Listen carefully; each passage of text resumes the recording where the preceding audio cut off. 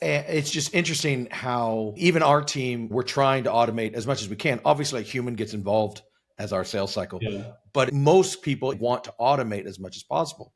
So it's refreshing to hear you might be better if you mix the two. Hi, everyone. Welcome to the BizDev Podcast, the podcast about developing your business. I'm David Baxter, and I am joined, per usual, by the Beanie Baby, Gary Voigt. More importantly, we are joined by Alex Levin. How are you, man? You are the CEO and co-founder of Regal.io. How's it going? Thanks for having me. Yeah, man. Glad you could join us. So tell me a little bit. We're going to jump right in here. Tell me a little bit about Regal. Sure. So really the story starts before Real. It starts in the last company my co-founder and I were at. We were hired, company that owns Angie's List and Home Advisor and Handy, all the big home services brands. And we were trying to help move home services from like the old school in-person thing to booking online. And we noticed this pretty fascinating thing that, even though lots of people started the booking process online, rates to actually conversion, rates to finishing it online were quite low compared to traditional, like engaging with a human being. And we tried all kinds of fancy technology things to fix the problem. So we thought we were fancy technology people, couldn't move the needle. And eventually we realized if we had a conversation with a customer, God forbid, like all of a sudden, like we built trust, we built a relationship, and the customers got the fence installation or the home remodel or whatever it was. And we go, oh, that's weird. Like we've been taught, don't talk to your customers on the internet. Like, why is it good to talk to your customers? And we ended up talking with more and more friends in what I'd call high consideration industries, healthcare, banking and lending and insurance, education, where customers were pushing to have them move online. But they found similar to us, when it was digital only online for a school, for instance, they really had trouble getting the students to sign up. But if they added in human touch points, came right back up. So how do you marry digital with a personal touch at internet scale in these industries, which is very different than retail? Because in retail, you didn't need to talk to your customers. And as we grew these teams, our first effort was we went to our existing contact center software providers. So the time NICE and Genesis. And we said, hey guys, this is exciting. We're going to talk more with our customers. We want you to build software to help us figure out who to talk to, when, and why. And they basically said, go away, pound sand. They wanted nothing to do with it. They said, we build customer service software. Our job is to deflect customer interactions, reduce the average handle time, make them all the same. Bye-bye. That was interesting for us. And so Rebecca and I, my co-founder and I, said, well, maybe there's a business here. Let's actually build a system from the ground up that allows you to know what the customer is doing on the website, know the customer's information, and personalize the messaging. How do you reach out to them? On what channel? What do you say to maximize that relationship with the customer? And it's often proactive, right? We're not just waiting for the customer to come in. It's, hey, I see that they're having trouble signing up for that student loan. How do I, have a conversation with them? And in what channel, and what do I say? And we actually found that a lot of the trick was bringing a lot of things that existed in marketing technology into the contact center. So we've brought a lot of concepts from marketing into contact center, like A/B testing and event-driven or triggered SMS and calls. A variant, how do you do it? If you think of Goosebumps, choose your own adventure. If certain things happen, then do other things. There's variant pathing that is now part of that experience. And we've seen massive success across these industries with these brands that are interested in continuing to engage customers. So at this point, Regal has a couple hundred customers. We are VC backed. We've raised money, and I think really having a lot of impact. So we reported end of last year, we've driven $3 billion in revenue for our customers at this point. So sales is, when you're talking about newer custom companies, sales is like this black magic that must happen. Otherwise your company dies. But most people don't go into starting their company or running your first company with any knowledge of how to do it. And I think it's really interesting that you're talking, because most of the people want to automate it because they don't have the manpower to do full phone calls and all of that kind of stuff, like you're saying. So it's interesting to hear that you're getting back to the basics, that people matter in this, and people, especially we would be our software, we build custom software. So we would definitely fall into the high consideration thing. They consider it a lot. Yeah, It it's takes a interesting. long We time. actually stay away today from B2B just because it's so considered, and like you buy expensive, Sure. you pay expensive salespeople. We focus on what we consider very transactional sales. So think of, again, healthcare, financial services, education. It might be $500 to $5,000 product or service. which probably sells in under a few days, a few calls, and Mhm. it's usually contact centers that are selling it. So it's a very different motion. I think like generally there's a trend where, yeah, even what has traditionally been outside sales has moved inside, and what is inside sales has moved to more automation. So like eventually maybe everybody will use our software, but today, yeah, I think you still pay expensive salespeople to go and sell expensive software. Oh, sure, for sure. It's just interesting how even our team, we're trying to automate as much as we can. Obviously, a human gets involved as our sales cycle, Yeah. but most people want to automate as much as possible. So it's refreshing to hear you might be better if you mix the two, which seems to be your approach. Yeah, it's the way I sometimes describe it is my wife grew up in a small town in Colorado, and one of her friends like is an insurance agent, and people used to walk in and she knew their kids and their pets and everything about them, and she did very well because she everything like was personalized, right? She like really treated those people well. Now a lot of her business comes in like ding on her computer and there's a phone number that shows up. She has no idea who they are or what's going on or whatever, and she has a hard time even getting them on the phone, let alone then convincing them to buy life insurance. So as what's happened is as things have moved online, it's depersonalized a lot of that experience, and a lot of the software that's been built has only made that problem worse by basically treating everybody the same. So what we're just saying is, even if you move online, like you got to figure out how to not lose that personal touch. You got to figure out how to still make that person feel like they're special, feel like you care about talking to them, not like they're the 50th call you've had this hour where you're going to say exactly the same thing. We've all felt it. Like the brands that actually do this well are the ones that you're going to stick by. The brands that treat you like you're anybody else, it's really hard to feel any kind of engagement with them. Yeah. I mean, engagement and authenticity, I think, in the world of automation is becoming less and less common. It's funny though. When you're talking, I have an 18-year-old son and a almost 16-year-old daughter, and getting them to answer the phone or to call someone takes an act of God. I will. This is true. My daughter, she's very lovely. She and 15-year-old jobs are very hard to come by. There's not very many companies that hire 15-year-olds because there's all these labor laws and all this stuff that go away at 16. So it's like, screw it. I'm just going to hire 16-year-olds. There are a few companies that do it. And anytime she could apply online, she would. But if it required a phone call, done. Never would lift up the phone because that was totally scary to her.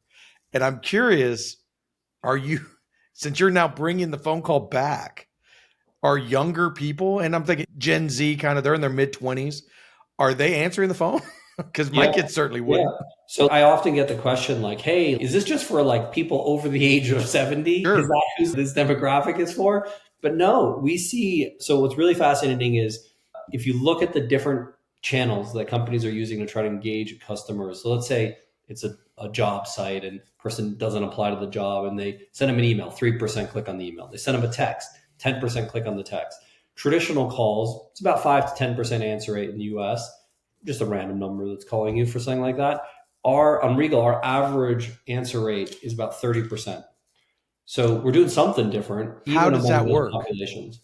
Like, why would I don't know your number, right? You call me, you're a number I don't know. You're going straight to voicemail. How do you So guys yeah, get we have that a few voice? tricks. So one is we are actually hooked into the systems and know exactly when customers are falling off and can make sure that the timing is right of these things. So you want the timing right. A lot of this stuff is happening on people's customers' mobile devices. So while they're on their mobile device, they're falling off, you can engage them. Two, we have a deal with the cell carriers that allow us to brand calls. So we can say this is, on the phone call, it says this is SoFi, who it is. It's not a random number.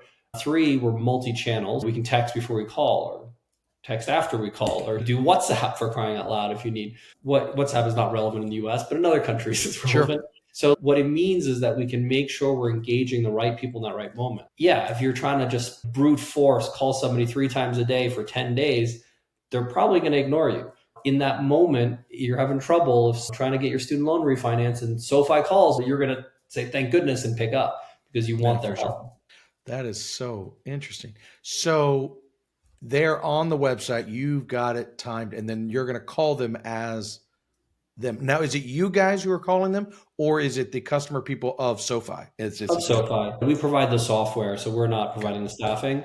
I'd say 5 years from now, 70, 80% of those interactions will be handled by virtual agents, conversation AI. So in that case, like it will be us, Regal, handling the interaction. And when it escalates or when there's an issue that can't be handled, then it'll be passed back to agents. So I think there's going to be a massive transformation of how these things are handled. Definitely some of those contact center jobs will go away and they'll come back in other forms where they're managing AI and they're handling escalations and they're setting up these journeys. There'll be big shifts. That was actually going to be my next question about the conversational AI and the chatbots or whatever, as they're getting more sophisticated to use those. But then it made me think about, it seems like what you're doing is finding that balance between being sold to or just providing information. A lot of people don't want to be sold to in person, but they can go to the website and see everything you're offering. But then they don't want the cold, empty, I don't know if I'm making the right decision. So then you have that personal touch of reaching out to them and holding their hand through it. So that's like the balance that seems to be working. And as soon as maybe that goes away and becomes more AI, is that going to be another cold feeling for the customer where it's like, oh, okay. I'll give you like a funny, so use like an old school 100 years ago, like restaurant as an example. Like you walk in and like the maitre d' knows you and takes you to your favorite table and makes sure that you have the wine that you like and already orders the food you want without you even like saying anything. You feel pretty special. Like you go to an Applebee's and somebody like tries to oversell you on the like new special of the night, like you feel like an ass. Like you're not having that much fun. Both are persons, humans that are actually doing it. In one case, like it worked really well. In one case, it didn't. So it's not the humanness of it that makes it good or bad. It's how well it's done, how personalized it is, whether they pay attention to you and what you actually want. So one thing technology is much better at humans than is actually paying attention and knowing that the last time you were here, you ordered this thing and didn't like it. And 2 times ago, like you came with 2 kids, you probably have kids. And this isn't your wife who's with you. This is like your sister. So don't pretend it's your wife. So technology is incredible at doing that. So if we can leverage technology to bring back that experience that happened, whatever, 100 years ago at a restaurant, like everyone's going to love it.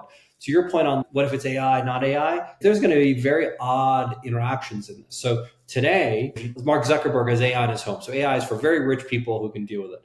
Soon, AI will be for everybody. When AI becomes for everybody, is it going to be cool again to have a human in your home? And rich people are going to want Mark Zuckerberg is going to have the human, not the AI.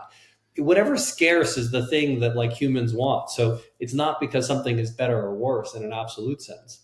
I had this, I don't even know what you call it, thought. We'll just call it a thought. So we as in humans, let's just talk humans in general. Or Americans, let me specifically say Americans. We have gotten really tired of calling a company and it's a person overseas that we can't understand and doesn't give us great customer service. But people are saying, I don't want to use an AI or talk to a computer because that seems weird. But I think we're in this perfect thing that if you had an AI that could perfectly understand you and answer and give you better service than you've used to, I think you're going to adopt that in a heartbeat. Yeah, that's especially if they remember you. Yeah, it's going to be how quickly can that person engage with you. And if they do it better than what the default is, then you're going to use it. And even I'll give you an odder idea. So right now, most support is done by the company, as in the company takes responsibility for the support. But in that case, they only, even if they have AI, they're only going to know first party data, meaning the interactions you have with that brand. If people come out with a support agent that is Alex's support agent, it could know all of my first party data with every brand that I'm interacting with. So I may in the end not even want to interact with the virtual agent of a brand. I may want my virtual agent to be handling it that has all the integrations to their systems because it knows more about me and my preferences. Maybe you could argue that like you could give that first party data to some other company, but I probably don't want to give it to every brand out there. So there's going to be these interesting new models that come up. I wonder, so let's back up. Web 2.0. That was the advent of social media and Facebook and all of those. And it was the first time that we were communicating with each other using software. That was Web 2.0. And Web 3.0, for those who cares, is crypto. Ignore that. Yeah, that's going to be like a footnote in history. Yeah. Like what else in history did we say? Oh, the database switched from the MySQL to this other thing. We're going to talk about it as a new transition. Like it didn't have an impact on the consumer. So I don't know why it was ever called a 3.0. Yeah, we're going to go to Web 4.0 for at the end of this. We had the idea, there was early on in the day that we were going to own our own data. And we were going to say, Facebook, you can have this data, and LinkedIn, you can have that data. but it was my data and I got to choose it. That all went out the window, right? We own none of our own data. It's all owned by all the platforms. And when the government talks about a data privacy and all that, never happened. We have another chance, I think, right now, based on what you're talking about, because you're not a lot of our guests in the last few weeks have talked about our own personal AI. This is my AI that knows me, and I'm going to use that AI and I'm to talk to other AIs. And so they can have these really quick computer conversations of like reserving a thing. He likes the aisle seat. He likes water to drink, blah, blah, blah. We just do this quick computer tap. Yeah. Do you think, and I'm way outside of your realm of expertise here, but do you think we will actually get to own our own AI here? Or do you think it's going to be yet another Google AI and they own everything again? Yeah, I think it'll be, to your point, another opportunity to have this fight. A long time ago, I worked in this industry around how to keep people's data safe. Broadly in the United States, what we found is that people cared about features more about data than data privacy. So in a world where you care about features over data privacy, you make that trade all day long and great, whatever. In other countries, it's not the same, right? So in Europe, people tend to be willing to give up features in exchange for data privacy. And so they make that trade-off. So we found it's largely a cultural shift, a cultural decision rather than an individual one. So yes, in the United States, there are some people that care about that, but it's by far the minority. So I don't see anything changing in the short term in the United States. But in other countries, yeah, I think you'll see people make decisions where like they own the data of the AI and they'll insist that the big technology companies develop it in that way. Man, you're taking the wind out of my sails because I was really hoping, but you're 100% right. You're Again, 100% right. it's about changing attitudes in the United States. The United States, just people don't care. Like they are used to ignoring phone calls. They are used to their data being leaked. They're used to having to deal with whatever spammy mail that comes in your, physical mailbox, and they're okay with it. And that's the trade-off that you're making. The second that somebody really cared about not having that, the whole system could change. It's not that hard technologically. It's more attitudinally, do you want the system to change? Keep fighting the fight, convincing people one mind at a time, and you'll get there. Perfect example. I was reading The Verge today, tech website I love, and they had an article today talking about Apple is talking to Google and OpenAI to power their phones, AI stuff, and which was very interesting because it means they're not nearly as far along as they hope to be. But anyways, what with the comment section, there was this one guy who said, man, if they do this, if they let Google in, I'm going to sell my iPhone, which would be in America, someone who cared about their privacy. That dude was like booed out of the chat. It was unbelievable. Yeah. Like it was vicious. This guy was like, okay, man, go take your iPhone, go buy whatever you want. And he was like ridiculed out. And I was like, that is the perfect example of American convenience wins all day, every day in America. Yeah, which is fine. It's a choice. Let's not pretend that we're not making that choice. Americans like to then go at the bar, oh yeah, my data got stolen and complain about it, but it was a choice. Yeah, you made the choices that make this so easy. But it's really interesting. So your company is like in the bridge, right? Your company's only a few years old, and you're bringing back human interaction, but you're right on the edge where the human interaction is going to completely change and go away. So it's just a really interesting time for you guys. Yeah. I think particularly we think about like where the advantage is going to come as things get more automated. And one of the advantages is like who has the data, there's content about these conversations. OpenAI trying to get everybody's like text from New York Times and Reddit and whoever, because they need that to make their actual chatbot better, their ChatGPT better. In our world, like we're lucky, we work with customers who have these conversations. And so we can use that data to train new models. And so the more we can know about what's happening, the better we can make those agents. We're one of the few companies that has a lot of that data in these sort of outbound conversations. And so the question becomes, what other advantages are there that allow us to build a sustainable business? Because if we don't have an advantage over somebody else, then all that's going to happen is there'll be very commoditized bots that anybody can use for $1 a year and anybody can set it up and you won't need us. So I think if there's not differentiation in these bots, like it's existential for us and a lot of other companies. I suspect that what's going to happen is there is real differentiation based off of the use cases and the workflows you build and the data that it's trained on. And with that, it'll allow us to continue to differentiate within AI in the same way we've differentiated in other software. If you had pinned me down 5 years ago and asked me how this AI thing was going to play out, I would have assumed incorrectly, but I would have assumed the little micro bots would have been made first. Here's a bot, an AI bot that's about history or it's about whatever, right? Very narrow focus. This one knows about customer service. This one knows about Coca-Cola, whatever. But it's very narrow. And it never would have occurred to me that the big I know everything bot would have won. Because I think in the end, we're going back to it.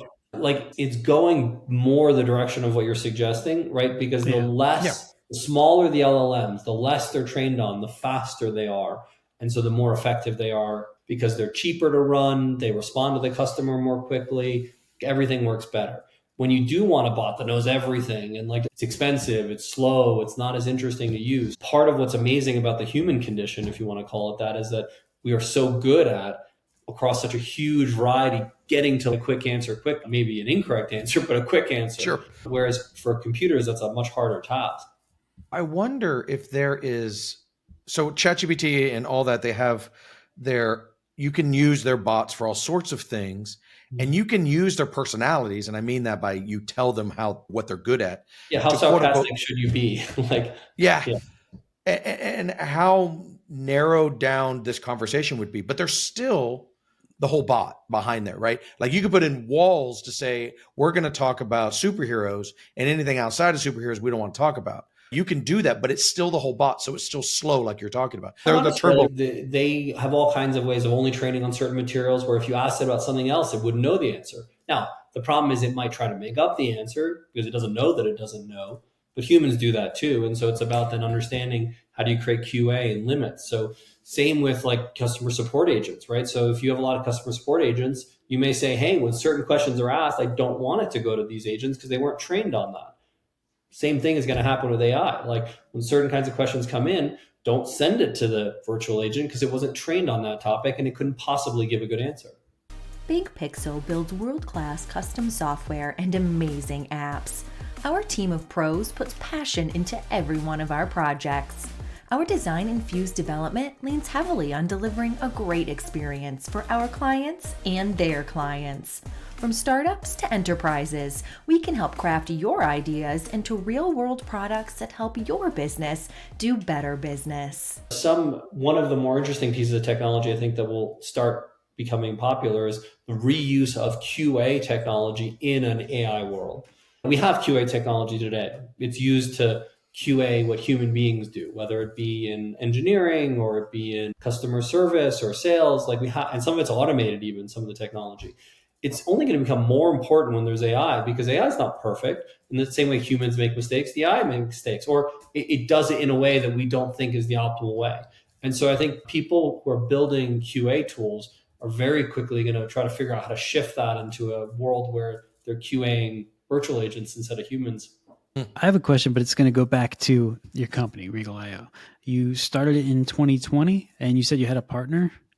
Are you guys a small team and a remote team, or what is the company? So we're New York based. So we grew up in New York, both of us. We love New York. Didn't want to go to San Francisco. That's the other big tech hub. Yeah. We always wanted an office in person. I always say as an entrepreneur, you have a choice. Either you want to go remote, it might be easier to hire, but then it's harder to manage, or do in person, which means you have a smaller pool to hire from, but it's much easier to manage. And we made the latter choice.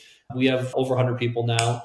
And I think it gets fun as the team gets bigger and bigger because all the things that you did really well at 30 people, now you have to do well at 100 or 300 people. And it's much harder as you get bigger to do those same things. That's really interesting because I have always heard from business owners that I know that you start out with tiny and it becomes very close. And then when you get about 30, that's about the max at the quote closeness, right? Where everybody and all that. Yeah. And then your company changes to accommodate that. And then about 100, it changes again because it's another abstract. And a lot of people who run businesses, they don't like that. They don't want to go north of 100. Yeah, it depends what you want. Like the last company we were at, we joined probably, 30, 40 people or something. And at the end, we were almost 10,000.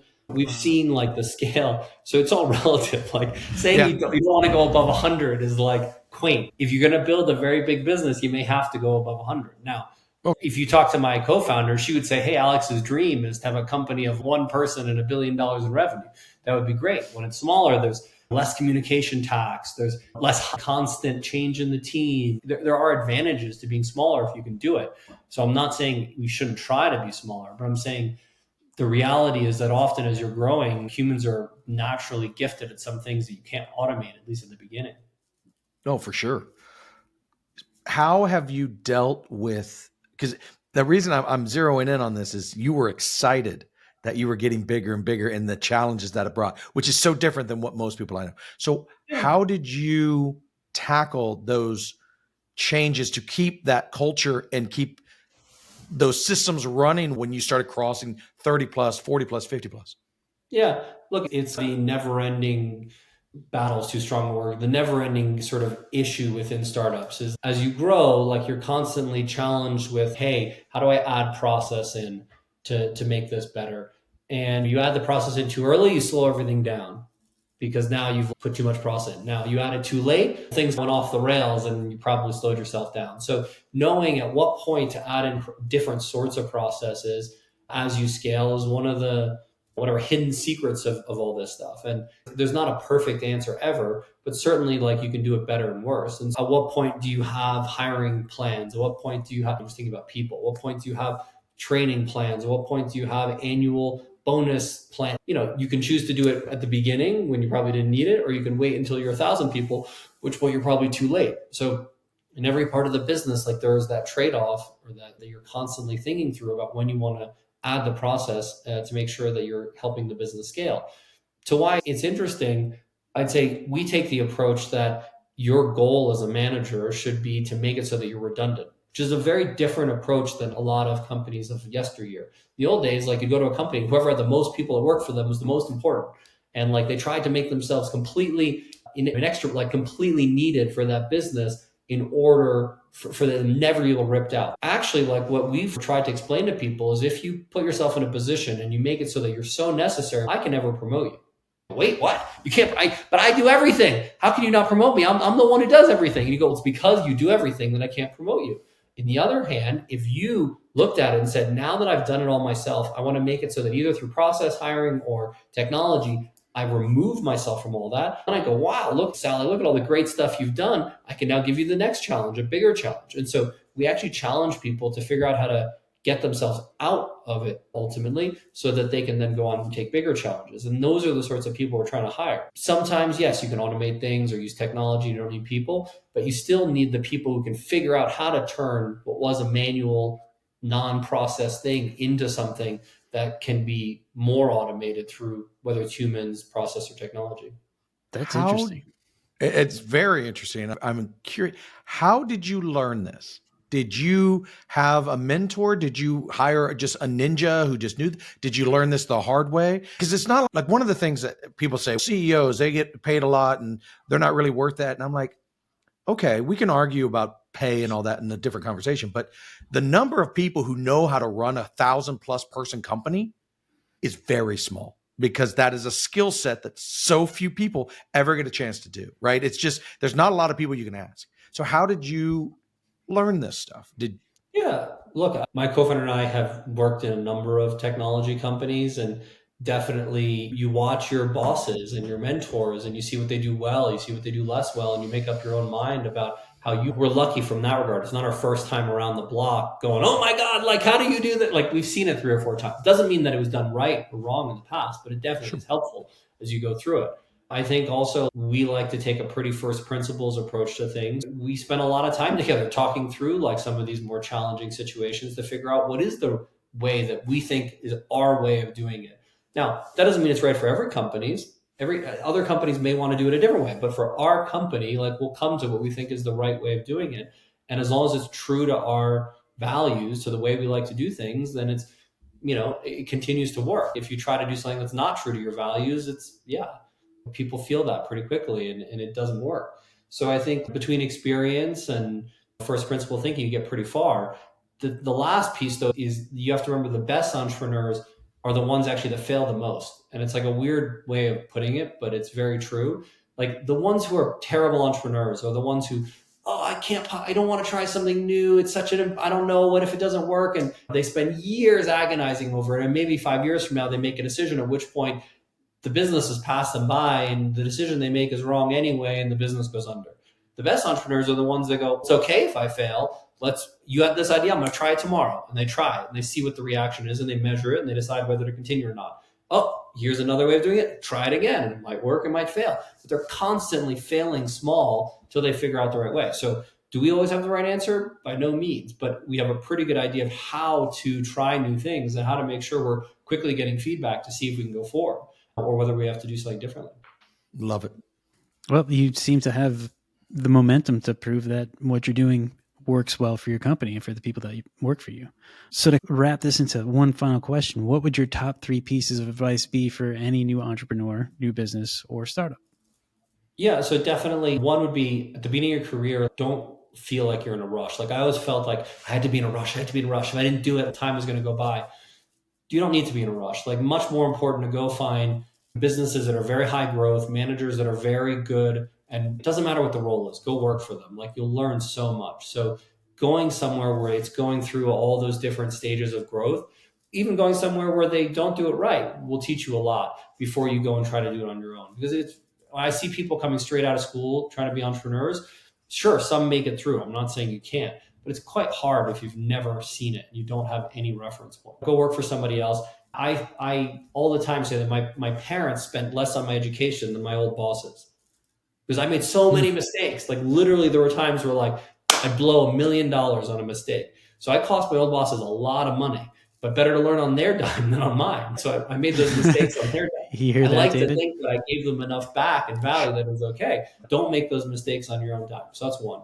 I'd say 2 is if you're going to really be an entrepreneur, you have to find a partner. I don't know how, I could never have done this alone. It's not possible. Like you have to go find people. If nothing else, they're going to be a sounding board and a shrink and all rolled into one.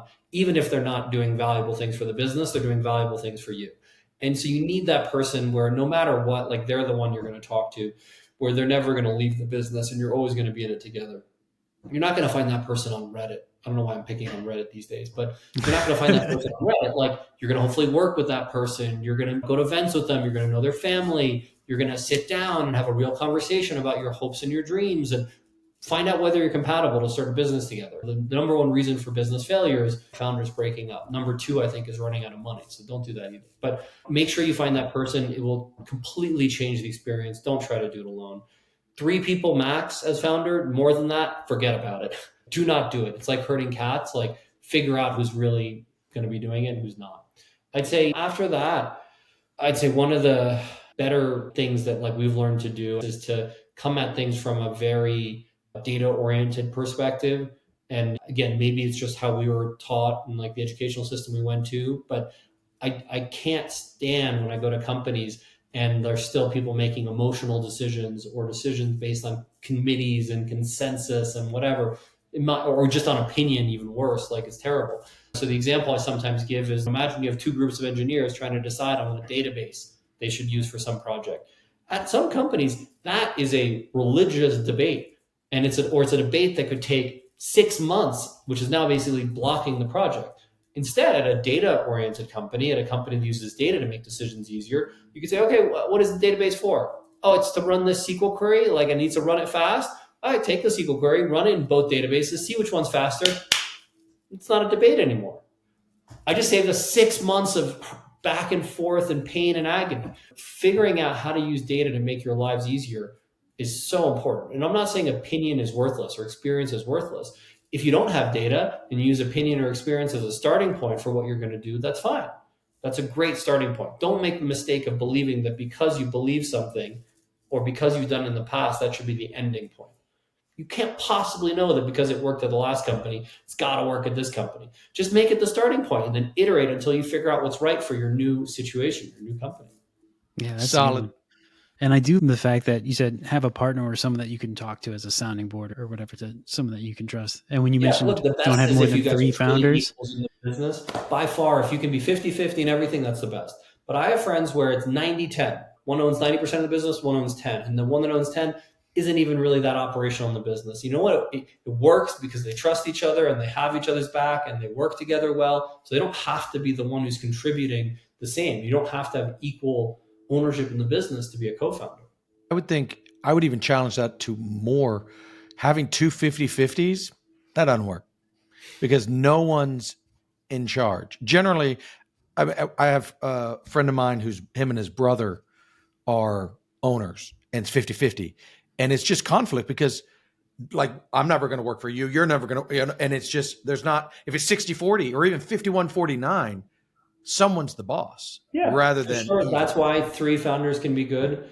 In our case with my founder, that's 50-50 on everything. And the reason it works is that we have different areas where we are the tiebreaker. So like she runs a product and engineering org. She's in the end the tiebreaker there. I run the go-to-market org. I'm in the tiebreaker there.